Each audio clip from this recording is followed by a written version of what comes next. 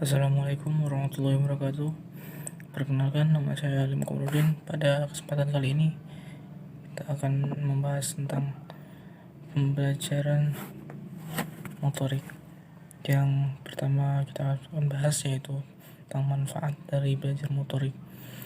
Dari slide yang saya baca adalah yang pertama, yang maksudnya agar atlet dapat memperoleh kemampuan, keterampilan, kemudian berlatih untuk meningkatkan kemampuannya tersebut. Maksudnya sini itu contohnya misalnya seorang atlet lari melalui pembinaan di usia dini terlebih dahulu, kemudian ya lanjut lagi ke step berikutnya, kemudian ya lanjut lagi step berikutnya dengan sesuai dengan kognitif dari yang ia miliki. Karena mengapa sesuai dengan kognitif yang ia miliki? Karena setiap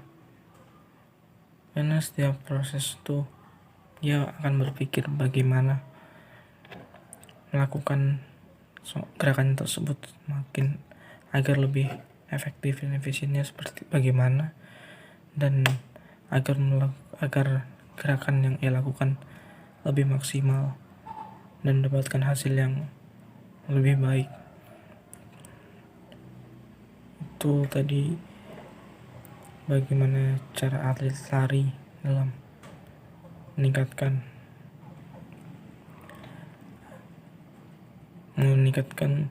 hasil dari larinya dengan cara kognitif. Ia berpikir bagaimana cara membuat gerakan lari dia itu efektif dan dapat memaksimalkan lari yang ia lakukan. Kemudian yang kedua itu memberikan perubahan permanen dalam perilaku melakukan gerakan yang benar sebagai hasil dari belajar motorik. Maksudnya sini ya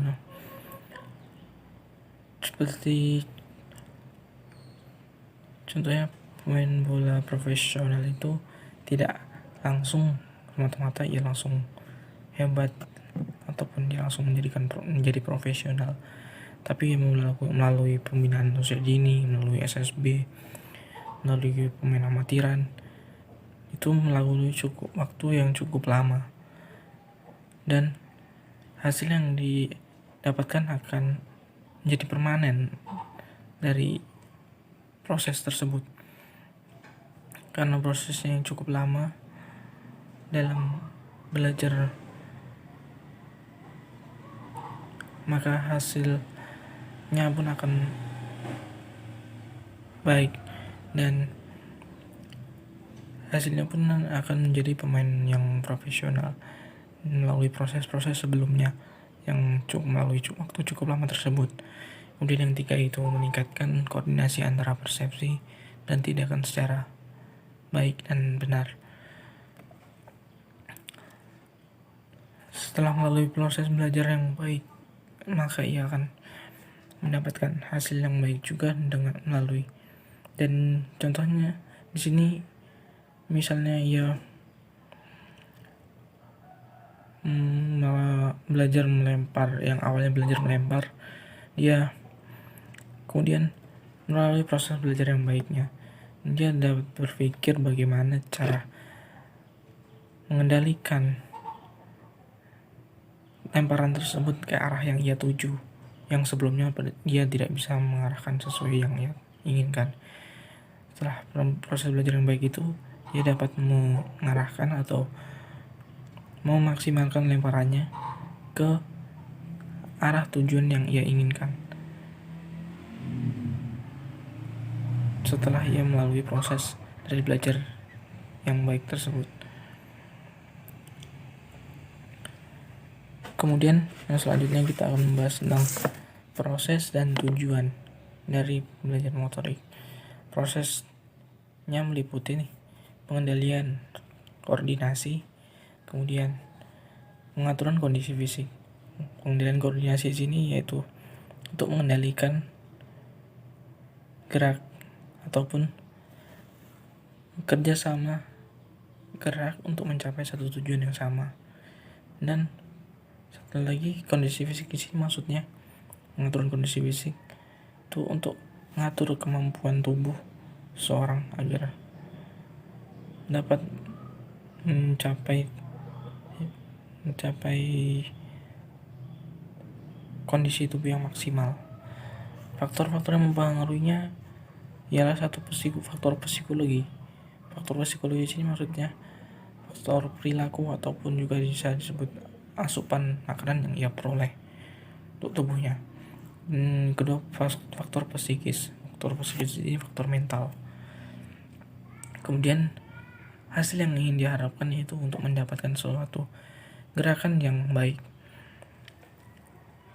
Namun untuk mendapatkan suatu gerakan yang baik yaitu perlu proses-proses tadi ataupun faktor yang mempengaruhinya agar hasil yang didapatkan juga maksimal. Dan tadi kerjasama gerak itu agar dapat jadi satu gerakan yang untuk mencapai tujuan yang sama. Kemudian kondisi fisiknya juga harus bagus untuk mencapai tujuan tadi. Faktor yang mempengaruhi juga di sini faktor perilaku dan juga asupan nutrisi ataupun dari makanan yang ia makan, apakah cukup untuk kondisi tubuhnya yang akan melakukan latihan rutin untuk melakukan pertandingan, apakah cukup untuk ia melakukan kompetisi. Dan juga faktor psikis. Faktor psikis ini faktor mental. Bagaimana mental tersebut harus kuat, tidak down saat pertandingan. Maka perlu untuk melakukan sparring ataupun latihan tanding agar mental seorang atlet tersebut terlatih dan tidak down saat melakukan pertandingan sesungguhnya. Maka faktor-faktor tersebut ataupun proses tersebut harus dilalui dengan baik jika ingin mendapatkan hasil yang maksimal. Jika tidak dilakukan dengan baik, faktor-faktor tersebut dan juga prosesnya tidak dilakukan dengan baik, maka hasil yang didapatkan tidak akan maksimal. Bisa saja saat pertandingan kondisi fisiknya bagus, nutrisi yang ia dapatkan juga bagus, namun dalam mental dia tidak kuat ataupun down, maka itu akan mengakibatkan dia kalah dalam pertandingan tersebut. Kemudian yang selanjutnya kita akan membahas tentang tahap belajar motorik. Tahap belajar motorik ada 3, yaitu yang pertama kognitif, kemudian asosiatif, dan juga otomatis. Yang pertama itu kognitif. Kognitif di sini yaitu cara berpikir ataupun proses berpikir ataupun intelektualnya. Di sini maksudnya di slide yang saya baca itu ditandai oleh usaha terutama pelaku untuk keterampilan baru yang paling lambat dan tidak tetap. Misalnya contohnya seperti ini. Ya, dia yang awalnya belajar menulis, dia yang awalnya tidak bisa, yang mendapatkan keterampilan baru, dia akan melakukan latihan, dia akan berusaha, dan kemudian dia akan mendapatkan perubahan proses dari yang tadinya tidak bisa akan menjadi bisa dalam proses menulis tersebut. Namun juga tidak dapat dikatakan tetap ataupun cepat, atau ya prosesnya cukup lambat, dan juga perlu ketelatenan dalam melatihnya proses tersebut untuk belajar dalam menulis. Ataupun contoh lain, dalam seorang anak itu diajari untuk memakai pakaian sendiri, ya pertama kita ajari dan kemudian kita beri kesempatan untuk mencobanya sendiri. Apakah ada proses dia berpikir saat kita mengajarinya, dia akan berusaha untuk mengancingkan pakainya sendiri. Nah, kalau sampai dia berhasil pokoknya, dan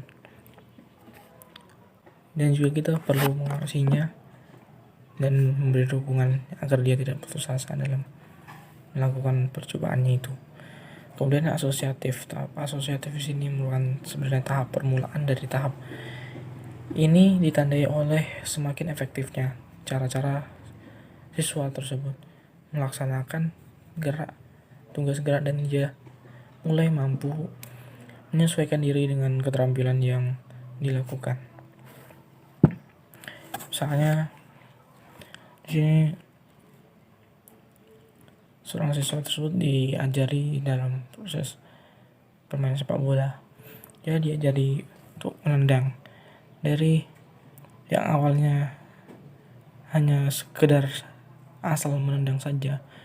Dia kemudian dapat melakukan tendangan yang efektif dan sesuai mengenai pada kakinya, dan tidak mengakibatkan tendangan tersebut asal. Dia mulai berpikir bagaimana tendangan tersebut efektif dan tidak asal tendang saja, bagaimana tendangan tersebut mengenai kaki dan tendangan tersebut mengarah kemana, tidak hanya asal tendang saja. Dia mulai melakukan tendangan itu secara efektif dan efisien agar tendangan yang ia hasilkan sesuai dengan keinginan dia ataupun maksimal. Kemudian tahap otomatis di sini penampilan mencapai tingkat kecakapan paling tinggi dan telah menjadi otomatisasi. Maksudnya di sini setelah tahapan-tahapan sebelumnya kognitif ataupun asosiatif, otomatis ini tahapan paling tinggi, dan dia telah mencapai tahapan di mana gerak tersebut spontan dan tanpa perlu disuruh ataupun diajarkan, karena telah paham atau proses-proses sebelumnya dan telah melakukan proses-proses sebelumnya dengan baik. Dan sehingga proses otomatisasi ini contohnya seperti dia setelah bisa memakai baju sendiri, dia tanpa kita suruh dia akan bisa menggunakannya, pakaiannya sendiri. Dan seperti juga menulis tanpa kita ajari lagi, jika dia sudah bisa dalam hal menulis saat kognitif tadi, yang tahap awal dia baru mengenal dan dia mulai belajar latihan dia sampai dia bisa, dan tahap otomatisasi ini dia sudah bisa secara sendirinya tanpa kita suruh. Dia akan menulis dan mengerjakan sesuai yang ia inginkan. Kemudian selanjutnya kita akan membahas tentang perkembangan motorik. Motorik sendiri sebenarnya ada dua, yaitu perkembangan motorik kasar dan juga motorik halus. Perkembangan motorik kasar di sini yaitu gerak yang menggunakan otot-otot yang lebih besar, tidak begitu menekankan ketepatan dan banyak menggunakan anggota tubuh. Contohnya yaitu seperti di mana kita berlari, di mana semua otot tubuh kita ini bergerak, dan di situ semua otot-otot kita berfungsi, organ gerak kita berfungsi dan secara otomatis bergerak. Dan juga seperti melompat maka semua organ tubuh kita ini bergerak. Dan kemudian motorik halus.